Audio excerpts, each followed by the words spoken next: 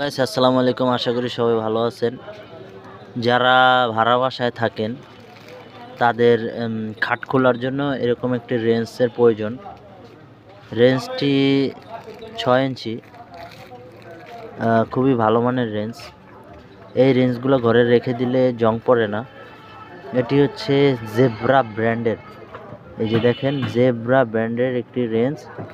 এটি ইন্ডিয়ান এবং কোয়ালিটি খুবই ভালো।